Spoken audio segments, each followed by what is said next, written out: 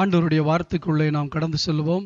ஏசாயா தீர்க்கதரிசன புத்தகம் 45ஆம் அதிகாரம் 22ஆம் வசனம். ஏசாயா 45:22. பூமியின் எல்லையெங்கும் உள்ளவர்களே, என்னை நோக்கி பாருங்கள், அப்பொழுது ரட்சிக்கப்படுவீர்கள். நானே தேவன், வேறு ஒருவரும் இல்லை. பூமியின் எல்லையெங்கும் உள்ளவர்களே என்று ஆண்டவர் இந்த நாட்களிலே முழு உலகத்திலும் இருக்கிற மக்களுக்கு ஒரு அழைப்பு விடுக்கிறார்.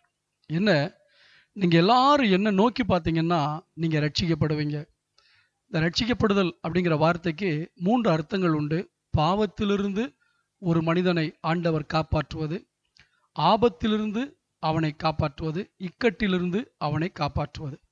இந்த ரட்சிக்கப்படுதல் என்கிற ஒரு வார்த்தைக்கு காப்பாற்றப்படுதல், தப்புவிக்கப்படுதல் என்று பல அர்த்தங்கள் உண்டு.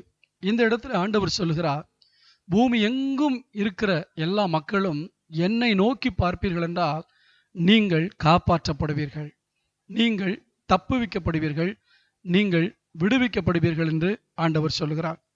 அன்பான கர்த்தருடைய பிள்ளைகளே, இன்றைக்கு தொடர்ந்து இந்த கொரோனா செய்தி தான் உலகமெங்கிலும் எல்லாரும் கொடுத்து கொண்டிருக்கிறார்கள். அந்த சூழ்நிலைக்கேற்ப வார்த்தைகளை தேவன் வேதத்தில் வைத்திருக்கிறார். இப்போ எல்லாரும் அமெரிக்காவை நோக்கி பார்க்குறாங்க, இத்தாலியை நோக்கி பார்க்குறாங்க, சைனாவை நோக்கி பார்க்குறாங்க. ஏன் தெரியுமா? எந்த நாட்டிலையாவது இதுக்கு மருந்து கண்டுபிடிக்க மாட்டாங்களா? யாராவது மருந்து கண்டுபிடிச்சிட்டாங்கன்னா அதை நம்ம நாட்டிலையும் வாங்கி போட்டு ஜனங்களை சுகப்படுத்திடலாமேன்ட்டு ஒரு சொல்யூஷன் ஏற்படுவதற்காக அல்லது ஒரு பரிகாரம் கிடைப்பதற்காக எங்கெங்கோ நோக்கி பார்த்து கொண்டிருக்கிறார்கள். ஆனால் படைச்ச தெய்வம், வானத்தையும் பூமியும் படைச்ச தெய்வம், ஏன் பூமி எங்கும் உள்ளவர்களே, பூமியின் எல்லையெங்கும் உள்ளவர்களே என்னை நோக்கி பாருங்கன்னு ஏன் கூப்பிடுறாருன்னா, இந்த பூமியில் உள்ள எல்லா மக்கள் மேலும் அவருக்கு அதிகாரம் இருக்கிறது. எல்லாரையும் படைத்தவர் அவர்தான். பூமியில ஒவ்வொரு நாட்டுக்கும் ஒவ்வொரு மாநிலத்துக்கும் வித்தியாசமான வழிபாடுகள் இருக்கலாம், மனிதன் ஏற்படுத்தின வழிபாடுகள் இருக்கலாம், நம்பிக்கைகள் வித்தியாசமா இருக்கலாம். ஆனால் பரலோகத்திலிருந்து பார்க்கிற தெய்வம், இந்த பூமி நான் படைத்த என்னுடைய பூமி, இங்கிருக்கிற மனிதர்கள் என்னுடைய கரத்தின் கிரியைகள், நான் மனிதனை உருவாக்கினேன், என்னால் படைக்கப்பட்ட மனிதன் பல நம்பிக்கைகளிலே உழண்டு கொண்டிருக்கிறான், பல தீமைக்குள்ளே அகப்பட்டு கொண்டிருக்கிறான், பல வியாதியில் அகப்பட்டு கொண்டிருக்கிறான். இதற்கு பரிகாரம் கிடைப்பதற்கு என்னை நோக்கி பார்க்காமல் எங்கெங்கோ நோக்கி பார்த்து கொண்டிருக்கிறார்களே என்று தேவன் வேதனைப்பட்டு கொண்டிருக்கிறார். பலவிதமான ஆபத்துகளிலே மாட்டிக்கொண்டிருக்கிற மக்களை பார்த்து இன்றைக்கு ஆண்டவர் ஒரு அழைப்பு கொடுக்கிறார். எல்லாரும் என்னை நோக்கி பாருங்கள், என்னை நோக்கி பார்த்தால் நீங்கள் ரட்சிக்கப்படுவீர்கள் என்று சொல்லிவிட்டு, என்னை தவிர வேறு தேவன் இல்லை, நானே தேவன் என்கிறதை சொல்கிறார். ஏசாயா 52ஆம் அதிகாரத்தில் 10ஆம் வசனத்தையும் நான் உங்களுக்காக வாசிக்க விரும்புகிறேன். எல்லா ஜாதிகளின் கண்களுக்கு முன்பாகவும் கர்த்தர் தம்முடைய பரிசுத்த புயத்தை வெளிப்படுத்துவார். பூமியின் எல்லைகளில் உள்ளவர்கள் எல்லாரும் நமது தேவனுடைய ரட்சிப்பை காண்பார்கள். ஏசாயா தீர்க்கதரிசியின் மூலமாக அன்றைக்கே ஆண்டவர் எழுதி வைத்திருக்கிறார், பூமியின் எல்லை எங்கும் உள்ளவர்கள் நம்முடைய தேவனுடைய ரட்சிப்பை காண்பார்கள். அவர் தம்முடைய புயத்தை வெளிப்படுத்துவார் எல்லாருடைய கண்களுக்கு முன்பாக. எனக்கு அன்பானவர்களே, இந்த நாள் முழு உலகத்துக்கும் தேவன் பரிகாரம் கொடுக்கிற நாள். முழு உலகத்துக்கும் ஒரு அழைப்பு கொடுக்கிறார், என்னை நோக்கி பாருங்கள். அவரை நோக்கி பார்ப்பதற்கு ஆண்டவர் பூமி எங்கும் உள்ள மக்களுக்கு ஏன் அழைப்பு கொடுக்கிறார் என்றால், இந்த பூமியை உண்டாக்கினவர் அவர்தான். ஆண்டவர் அழைப்பு கொடுக்கும் போதே இன்னொரு காரியத்தையும் சேர்த்து அழைக்கிறார். சங்கீதம் 67ஆம் அதிகாரத்திலிருந்து சில வசனங்களை உங்களுக்கு வாசிக்க விரும்புகிறேன். சங்கீதம் 67ஆம் அதிகாரம் 7ஆம் வசனம்.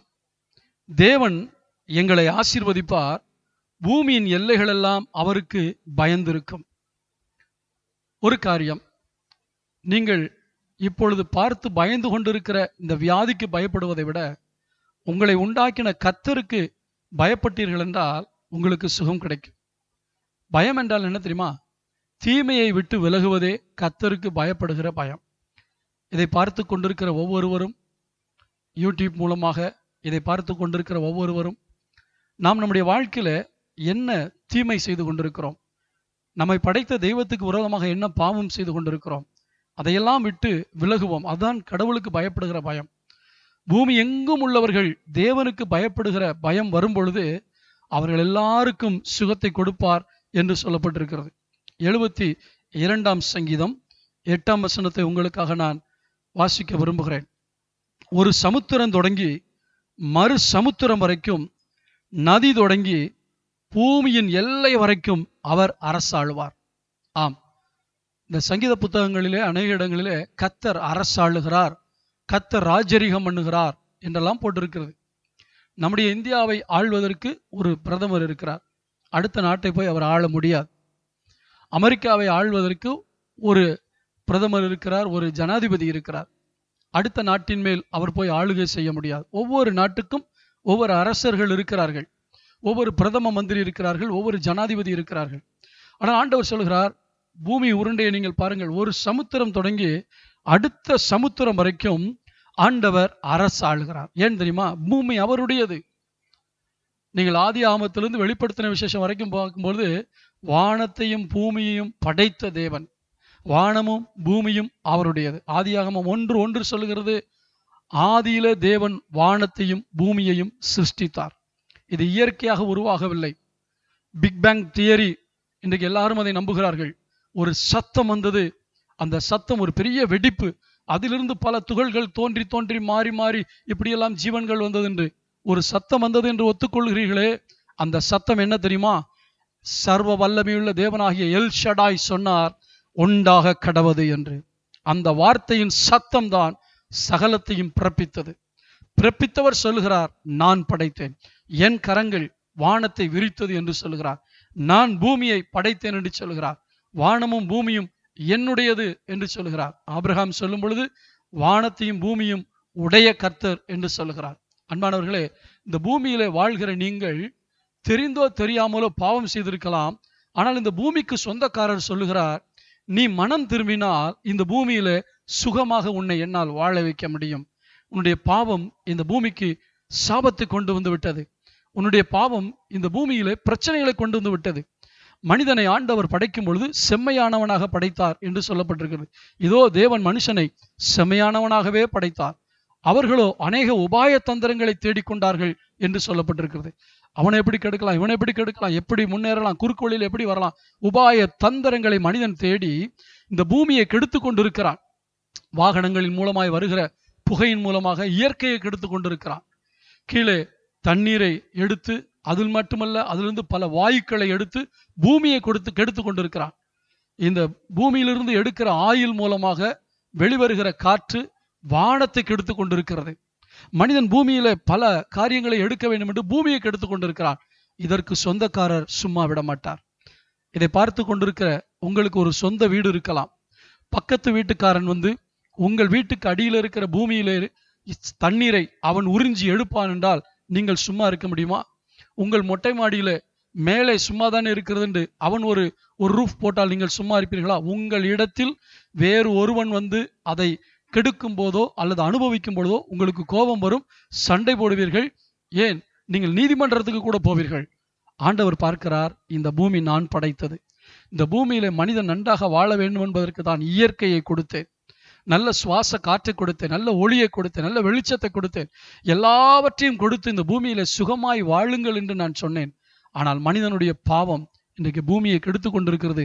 எனவேதான் இந்த பூமிக்கு சொந்தக்காரர் இப்பொழுது மனிதர்கள் தன்னை நோக்கி பார்த்து தன் விருப்பப்படி வாழ வேண்டும் என்பதற்காக சில காரியங்களை செய்து கொண்டிருக்கிறார். நீங்கள் அவரிடத்தில் திரும்புவீர்கள் என்றால், அவரை நோக்கி பார்ப்பீர்கள் என்றால் அவர் உங்களுக்கு அற்புதம் செய்வார். சங்கீதக்காரன் சொல்லுகிறார், 121ஆம் சங்கீதம் 1ஆம் வசனத்துல, எனக்கு ஒத்தாசை வரும் பர்வதங்களுக்கு நேராக என் கண்களை ஏறெடுக்கிறேன். தொடர்ந்து சொல்லும்போது சொல்கிறான், வானத்தையும் பூமியும் உண்டாக்கின கர்த்தரிடத்திலிருந்து எனக்கு ஒத்தாசை வரும், என் கண்களை நான் ஏறெடுக்கிறேன். இதை பார்த்து கொண்டிருக்கிற நீங்கள் சகாயத்துக்காக, உதவிக்காக, விடுதலைக்காக, பரிகாரத்துக்காக எங்கெங்கோ நீங்கள் பார்த்திருக்கலாம். இந்த வார்த்தையின் மூலமாய் கர்த்தர் உங்களை சந்திக்கிறார். பூமி எங்கும் உள்ளவர்களே, என்னை நோக்கி பாருங்கள். நீங்கள் என்னை நோக்கி பார்க்கும் பொழுது நீங்கள் பிழைப்பீர்கள், நீங்கள் ஆபத்துக்கு பயப்படாமல் இருப்பீர்கள் என்று ஆண்டவர் சொல்கிறார். சங்கீதம் 49 அதிகாரத்தில் ஒரு வசனத்தை வாசிக்க விரும்புகிறேன். சங்கீதம் 49:2. பூமியின் குடிகளே, சிறியோரும் பெரியோரும் ஐஸ்வர்யவான்களும் எளியவர்களுமாகிய நீங்கள் எல்லாரும் ஏகமாய் செவி கொடுங்கள். உலகத்தில் இருக்கிற குழந்தைகள், குடும்பத்தில் இருக்கிற தாய் தகப்பன், ஆண்கள் பெண்கள் பெரியோர் எல்லாருக்கும் சொல்றாரு, எனக்கு செவி கொடு, நான் என்ன சொல்லுகிறேனோ அதன்படி வாழ். நான் மனிதர்கள் எப்படி வாழ வேண்டும் என்று என்னுடைய வேதத்தை எழுதி கொடுத்திருக்கிறேன். ஆண்டவர் சொல்கிறார், என் வேதத்தின் மகத்துவங்களை எழுதி கொடுத்தேன், அதை அவர்கள் அந்நிய காரியமாய் எண்ணுகிறார்கள். இது கிறிஸ்தவர்களுடைய மத புத்தகம் அல்லது கிறிஸ்தவர்களுடைய புனித புத்தகம் என்று ஒரு மதத்துக்குரிய புத்தகமாக மனிதன் மாற்றிவிட்டான். ஆனால் ஆண்டவர் இதை கொடுத்தது முழு மனுக்குலத்துக்காக.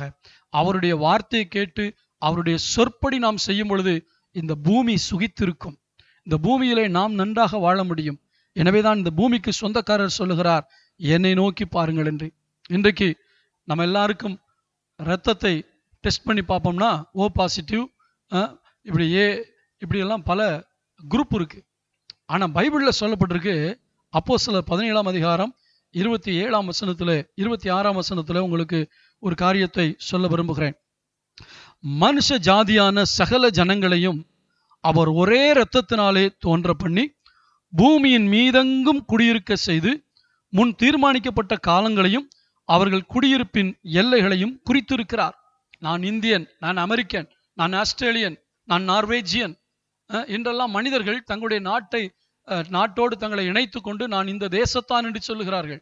ஆனால் ஆண்டவருடைய வார்த்தை சொல்லுகிறது, ஒரே இரத்தத்தினாலே ஆதாம் ஏவாளிலிருந்து உங்களை உண்டாக்கினார் ஆண்டவர். ஒரே இரத்தத்தினாலே தோன்ற பண்ணி பூமியின் மீதெங்கும் உங்களை குடியிருக்க பண்ணி யார் யார் எந்தெந்த இடத்தில் இருக்க வேண்டும் என்று எல்லைகளை தேவன் குறித்து வைத்திருக்கிறார். இன்றைக்கு இந்த எல்லைகள் நம்மால் பிரிவினையாக பார்க்கப்படுகிறது. என் எல்லைக்குள்ளே வராது, உன் எல்லைக்குள்ளே வரமாட்டேன் என்று எல்லைகளை வைத்து மனிதன் தன்னைத்தானே பிரித்து கொண்டார். ஆனால் எந்தெந்த இடத்தில் யார் யார் வாழ்ந்தால் அவர்களுடைய உடல்நிலைக்கு ஏற்ப சீதோஷண நிலை சரியாக ஒத்துக்கொள்ளும் என்பதை அறிந்து ஆண்டவர் வைத்திருக்கிறார். ஐரோப்பா நாடுகளிலிருந்து நம்முடைய தேசத்துக்கு வருகிறவர்கள் இந்த வெயிலை தாங்க மாட்டார்கள். அவர்களுடைய தோல் மிகவும் மிருதுவாக இருக்கும். அவர்கள் வெயில் பட்டாலே அவர்கள் மிகவும் கஷ்டப்படுவார்கள். எனவேதான் நம்முடைய நாட்டுக்கு வந்த உடனே ஏர் கண்டிஷன் ரூம் எங்க இருக்குன்னு பார்க்குறாங்க. ஆனால் அவங்க தேசத்துக்கு போகும்பொழுது அப்படி அவர்கள் தேடுவதில்லை. சர்வ சாதாரணமாக அவருடைய தேசமே குளிராகத்தான் இருக்கிறது. பலமுறை நான் ஐரோப்பிய தேசங்களுக்கு போய் வந்திருக்கிறேன். அங்கே குளிர் இருக்கும். நாம் இங்கிருந்து அங்கே போகும் பொழுது நமக்கு இன்னும் அதிகமான உடைகள் தேவை. ஆனால் அதே சமயத்தில் நம்முடைய தேசத்தில் இருக்கும் பொழுது நாம் வெறும் பனியனோடு கூட வெளியே அலைவோம். அந்த வெயில் நம்மை ஒன்றும் செய்யாது. இதெல்லாம் அறிந்த தெய்வம்தான் யார் யார் எந்தெந்த இடத்தில் குடியிருக்க வேண்டும் என்று எல்லாரையும் பிரித்து வைத்திருக்கிறார். ஆனால் ஆண்டவர் பிரித்து வைத்தது பிரிவினைக்காக அல்ல, ஆங்காங்கே ஒற்றுமையாக வாழுங்கள் என்பதற்காகத்தான். ஆனால் மனிதன் இன்றைக்கு பிரிவினையோடு கூட வாழ்ந்து கொண்டிருக்கிறான். ஆண்டவர் இந்த பூமியை சீக்கிரத்திலே நியாயம் தீர்ப்பார் என்று சங்கீதம் 98 அதிகாரத்திலே வாசிக்கிறோம்.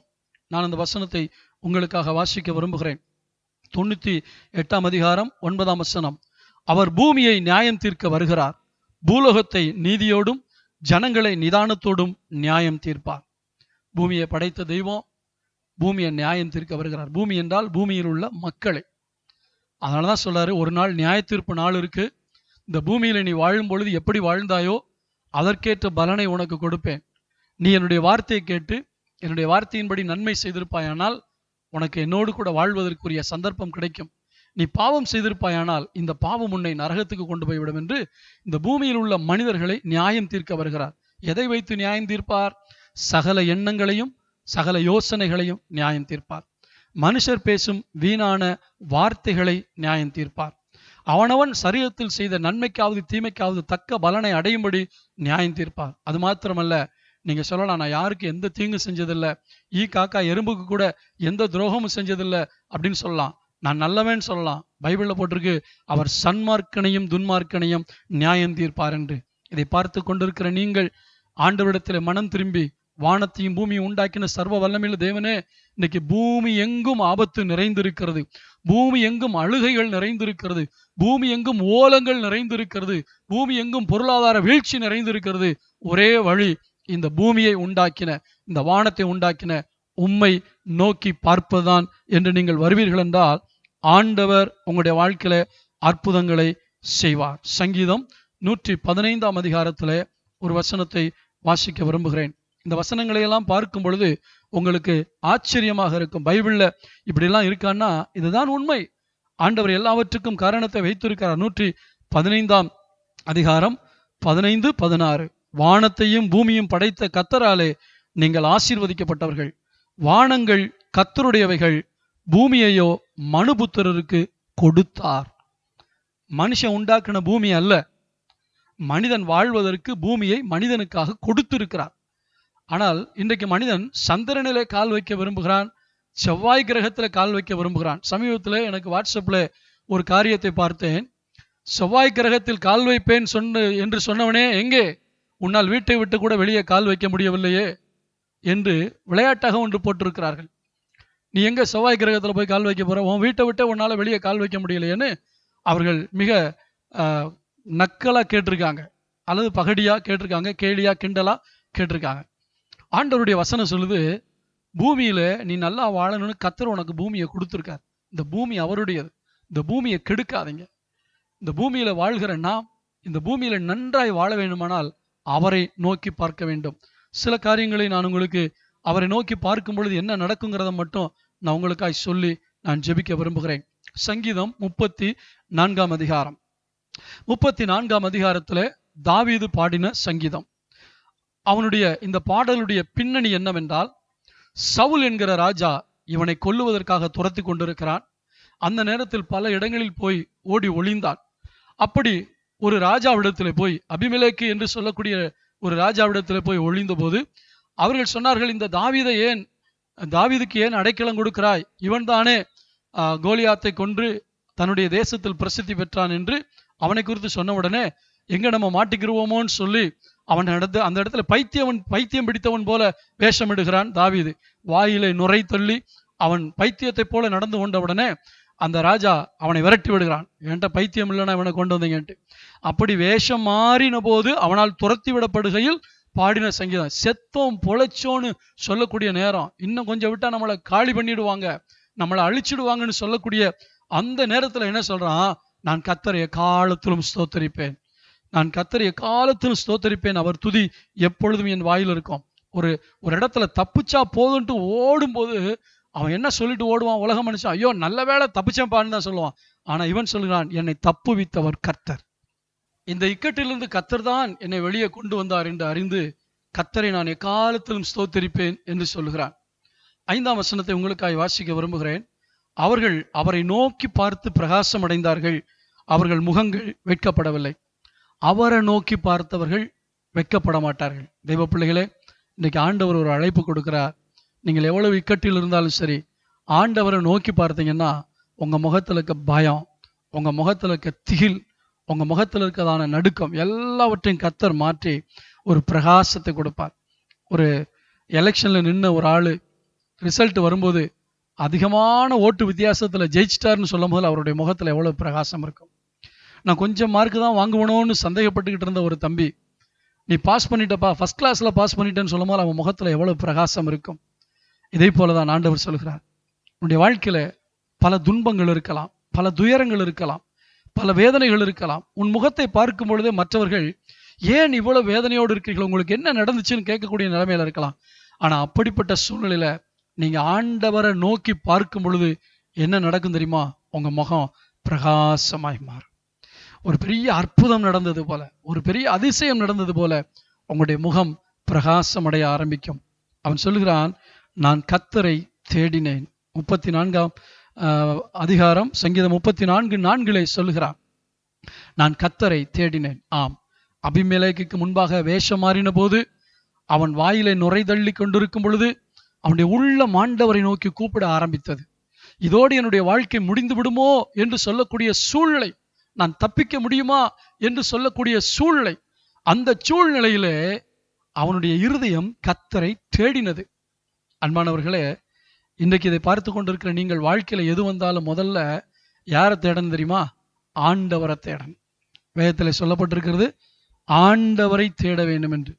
சங்கீதம் 27ஆம் அதிகாரத்துல 8ஆம் வசனம் சொல்லுகிறது, என் முகத்தை தேடுங்கள் என்று சொன்னீரே, உம்முடைய முகத்தையே தேடுவேன் கர்த்தாவே என்று என் இருதயம் உம்மிடத்தில் சொல்லிற்று என்று சொல்கிறான். சில நேரத்துல வாயில கூட நம்ம ஜெபம் பண்ண முடியாத துக்கங்கள் நம்முடைய வாழ்க்கையில இருக்கலாம். அந்த நேரத்துல நீங்க இருதயத்துல ஜெபம் பண்ணி பாருங்க. ஆண்டவரே என்னை நோக்கி பாருங்கன்னு சொன்னீங்களே, என்னால வாயில சத்தமிட்டு கூட ஜெபிக்க முடியல, என் இருதயம் உங்களை தேடுதுன்னு சொல்லி பாருங்க. கர்த்தர் உடனடியாக உங்கள் அருகில் வந்து உங்களுக்கு பதில் கொடுக்கிற தேவனாயிருக்கிறார். அவன் சொல்கிறான், எனக்கு உண்டான இந்த நெருக்கத்துல நான் கர்த்தரை தேடினேன் என்று சொல்லப்பட்டிருக்கு. முதலாவது தேவனுடைய முகத்தை தேடுங்கள், அவருடைய ராஜ்யத்தை தேடுங்கள். மத்தேயு 6ஆம் அதிகாரத்தில் 33ஆம் வசனத்தில் முதலாவது தேவனுடைய ராஜ்யத்தையும் அவருடைய நீதியும் தேடுங்கள் என்று சொல்லப்பட்டிருக்கிறது. கொலோசியர் 3ஆம் அதிகாரம் 1 வசனத்தில் முதலாவது, அதாவது மேலான காரியங்களை தேடுங்கள் என்று சொல்லுகிறார். இன்னைக்கு உலகத்திலே மக்கள் மருந்தை தேடிக்கொண்டிருக்கிறார்கள், விடுதலையை தேடிக்கொண்டிருக்கிறார்கள், அடைக்கலத்தை தேடிக்கொண்டிருக்கிறார்கள். எல்லாம் கிடைக்கக்கூடிய ஒரே இடம் இயேசுனுடைய சமூகம். இயேசுவை நோக்கி பார்த்தால் நீங்கள் பிரகாசம் அடைவீர்கள். நான் கர்த்தரை தேடினேன். ஸோ நீங்களும் கர்த்தரை தேடினீங்கன்னா கண்டடைவீங்க. ஆண்டவர் சொன்னார், தேடுங்கள் கண்டடைவீர்கள் என்று ஆண்டவர் சொன்னார். நீங்கள் ஆண்டவரை தேடுங்கள். நான் கர்த்தரை தேடினேன், அவர் எனக்கு செவி கொடுத்து. ஒரு பதில் கிடைக்கிறது, உறுதியானது. நீங்க எங்கெங்கோ ஜெபம் பண்ணிருக்கலாம், எங்கெங்கோ பிரார்த்தனை பண்ணிருக்கலாம், ஏன் நீங்க இயேசுட்ட ட்ரை பண்ணக்கூடாது? இயேசுட்ட நீங்க ட்ரை பண்ணி இயேசுவேன்னு ஜெபம் பண்ணீங்கன்னா அவர் உங்களுக்கு செவி கொடுப்பார். இயேசு செவி கொடுக்கிற தெய்வம், இயேசு பதில் கொடுக்கிற தெய்வம். உங்களுக்கு பதில் கொடுப்பார். வியாதியில் இருக்கிறீர்களா, வேதனையில் இருக்கிறீர்களா, கடன் பிரச்சனையில் இருக்கிறீர்களா? ஒருவேளை வியாதி இல்லாமல் இருக்கலாம். நான் மாத கணக்கில் வேலைக்கு போக முடியவில்லையே, இப்படி 144 தடை உத்தரவு போட்டு விட்டாங்களே, என்னுடைய குடும்ப தேவைக்கு என்ன செய்வது? பயப்பட வேணாம், அவரை நோக்கி பாருங்க. அவரை நோக்கி பார்த்தால் உங்கள் தேவைகளை எல்லாம் ஆண்டவர் சந்திப்பார். நான் தேடினேன், அவர் எனக்கு செவி கொடுத்து முதல்ல என்ன செஞ்சார் தெரியுமா? எல்லா பயத்துக்கும் என்னை நீங்களாக்கி விட்டார். மனுஷனுடைய உள்ளத்திலிருந்து முதல்ல வெளியேற வேண்டியது பயம். இந்த பயம் போயிடுச்சுன்னா வாழ்க்கையில ஒரு நம்பிக்கை வரும். பயம் இருக்கிற வரைக்கும் நம்பிக்கை வராது. நீங்க முதல்ல இயேசுவை தேடுங்க. இயேசு பயத்துக்கு உங்களை நீங்களாக்கி விடுவார். 6ஆம் வசனத்தில் சொல்லுகிறான், இந்த ஏழை கூப்பிட்டான், கர்த்தர் கேட்டு அவனை அவன் இடுக்கண்களுக்கெல்லாம் நீங்களாக்கி ரட்சித்தார். சரி, 2வது சொல்றான், நான் அவரை நோக்கி கூப்பிட்டேன், இருதயத்தில் அவருடைய முகத்தை தேடினேன். எந்த இக்கட்டில் இருந்தாலும் உங்க மனசுக்குள்ள ஆண்டவருடைய முகத்தை கற்பனை பண்ணுங்க. அவரை நான் தேடினேன், அவருடைய முகத்தை தேடினேன். அப்படி தேடும் போதே உள்ளத்திலிருந்து ஆண்டவரை நோக்கி கூப்பிடுகிறான். வார்த்தையிலே, நினைவுகளிலே ஆண்டவருடைய முகத்தை பாருங்கள், ஆனால் வார்த்தையிலே அவரை கூப்பிடுங்கள். இந்த ஏழை கூப்பிட்டார். அந்த கூப்பிட்ட உடனே அவர் கேட்டார். கேட்டு எல்லா இடுக்கண்களுக்கு என்னை விலக்கி பாதுகாத்தார். அன்பானவர்களே, நம்முடைய தமிழகம், நம்முடைய சென்னை பட்டணம், நம்முடைய இந்திய தேசம், அகில உலகம் இன்னைக்கு ஒரு இக்கட்டுக்குள் இருக்கிறது. பயங்கரமான இக்கட்டில் இருக்கிறது. இந்த இக்கட்டிலிருந்து விடுவிக்க வேண்டுமானால் இயேசுனுடைய முகத்தை நோக்கி பார்க்க வேண்டும். இந்த இக்கட்டிலிருந்து விடுதலை பெற வேண்டுமானால் இயேசுனுடைய முகத்தை நோக்கி பாருங்கள். கர்த்தருக்கு ஸ்தோத்திரம் உண்டாவதாக. 8ஆம் வசனத்தை வாசிக்கிறேன். கர்த்தர் நல்லவர் என்பதை ருசித்து பாருங்கள். அனுபவித்தவன் அடுத்தவர்களுக்கு ஆலோசனை சொல்லுகிறான். நான் கர்த்தரை ருசித்தேன், என் ஆபத்தில் கூப்பிட்டேன், என் பயத்தில் கூப்பிட்டேன், என் இக்கட்டில் கூப்பிட்டேன், இயேசு எனக்கு விடுதலை கொடுத்தார், தேவன் கர்த்தராகி ஆண்டவர் எனக்கு உதவி செய்தார் அப்படின்னு சொல்லிட்டு மற்றவங்களுக்கு சொல்றான். கர்த்தர் நல்லவர் என்பதை ருசித்து பாருங்கள், அவர் மேல் நம்பிக்கையாயிருக்கிற மனுஷன் பாக்கியவான் என்று சொல்கிறான். கர்த்தருடைய பரிசுத்தவான்களே, அவருக்கு பயந்திருங்கள், அவருக்கு பயந்தவர்களுக்கு குறைவில்லை. இதை சொல்லிட்டு தான் சொல்றாரு, சிங்க குட்டிகள் தாழ்ச்சி அடைந்து பட்டினியா கிடக்கும், ஆனா கர்த்தரை தேடுகிறவர்களுக்கு, முதல்ல என்ன சொன்ன 4ஆம் வசனத்துல, நான் கர்த்தரை தேடினேன். கர்த்தரை தேடும்போது பதில் கொடுப்பது மட்டுமல்ல, குறைகளையும் நீக்குகிறார். இந்த சூழ்நிலையில அரசாங்கம் கொடுக்கிற 1000 ரூபாய் அது எவ்வளவு நாளைக்கு உங்களுக்கு வரும்னு தெரியாது. அரசாங்கத்தினுடைய கையை பார்ப்பதை விட என் ஆண்டவருடைய முகத்தை பாருங்கள், உங்கள் குறைகளை எல்லாம் அவர் நிறைவாக்குவார்.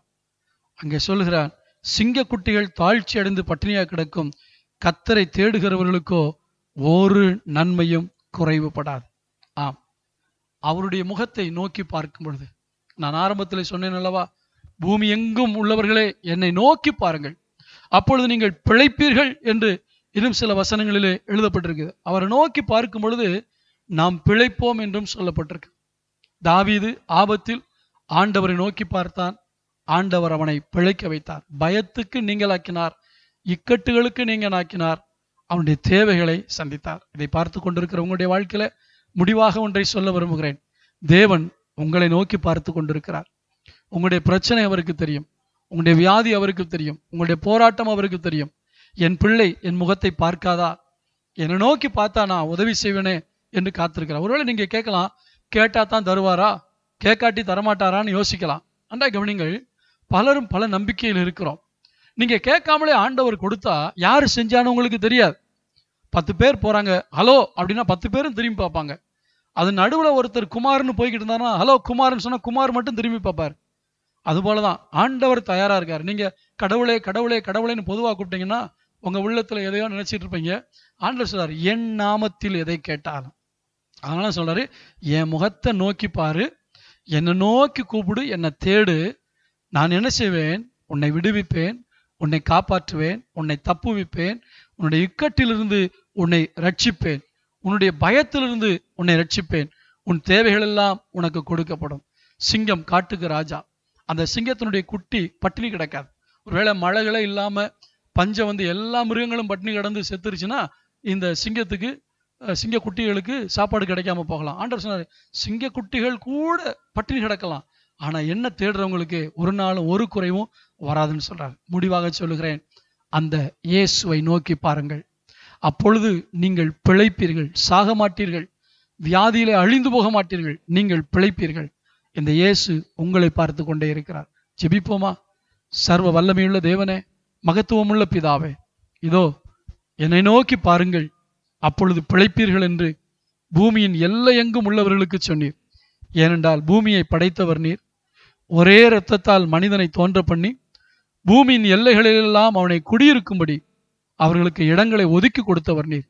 இந்த பூமிக்கு சொந்தக்காரராகிய நீர் இந்த பூமியின் மேல் உக்கிர கோபம் கொண்டிருக்கிறதை பார்க்கிறோம். மனிதர்களாகிய நாங்கள் உமக்கு விரோதமான பாவம் செய்து இந்த பூமியை கெடுத்து கொண்டிருக்கிறோமே, இதனால் உம்முடைய கோபம் பற்றி எரிகிறதை நாங்கள் பார்க்கிறோம். ஆனாலும் மிகுந்த இரக்கமுள்ள தெய்வமே, உம்மை நோக்கி நாங்கள் பார்க்கிறோம். நீர் எங்களுக்கு ஒரு சகாயம் கொடுத்திருக்கிறீர் ஐயா, எங்களுக்கு ஒரு வாய்ப்பு கொடுத்திருக்கிறீர். என்னை நோக்கி பாருங்க, அப்பொழுது பிழைப்பீர்கள் என்று. நாங்கள் உம்மை நோக்கி பார்க்கும் பொழுது எங்கள் முகம் பிரகாசம் அடையும், நாங்கள் வெட்கப்பட்டு போக மாட்டோம். இந்த செய்தியை கேட்டு, இயேசுவே நான் உம்மை நோக்கி பார்க்கிறேன் என்று யாரெல்லாம் உம்முடைய முகத்தை நோக்கி பார்க்கிறார்களோ அவர்கள் மேல் உம்முடைய முகத்தின் பிரகாசம் இறங்கட்டும். உம்முடைய முகத்தில் உள்ள அந்த அருள் அவர்கள் மேல் இறங்கட்டும். அவருடைய பயங்கள் அவர்களை விட்டு மாறட்டும். அவருடைய இடுக்கண்கள், அவருடைய இக்கட்டுகள் எல்லாம் அவர்களை விட்டு மாறுபடியாக நான் ஜெபிக்கிறேன். உம்முடைய அன்பு கரத்தில் ஒப்பு கொடுக்கிறேன். பூமி எங்கும் உள்ளவர்கள் இயேசுவின் நாமத்தில் கிடைக்கிற சகாயத்தை பெறும்படி வானத்தையும் பூமியும் உண்டாக்கின சர்வ வல்லமையுள்ள தேவனாகிய உம்மை நோக்கி பார்ப்பார்களாக. உம்முடைய கரத்திலிருந்து சகாயத்தை பெறுவார்களாக. இந்த பூமி சுகித்திருப்பதாக. ஒவ்வொருவரையும் ஆசீர்வதியும். இயேசுவின் நாமத்தில் வேண்டிக் கொள்கிறோம் நல்ல பிதாவே, ஆமென். என் ஆத்துமாவே கர்த்தரை ஸ்தோத்திரி, என் முழு உள்ளமே அவருடைய பரிசுத்த நாமத்தை ஸ்தோத்திரி. என் ஆத்துமாவே கர்த்தரை ஸ்தோத்திரி, அவர் செய்த சகல உபகாரங்களை மறவாது. ஆமென். நம்முடைய கர்த்தராகிய இயேசு கிறிஸ்துவின் கிருபையும் பிதாவாகிய தேவனுடைய அன்பும் பரிசுத்த ஆவியானுடைய அந்யோன்ய ஐக்கியமும் நம் அனைவரோடும் அவருடைய வருகை வரைக்கும் என்னைக்கும் தங்கியிருப்பதாக. ஆமென். God bless you. கர்த்தர் உங்களை ஆசீர்வதிப்பாராக.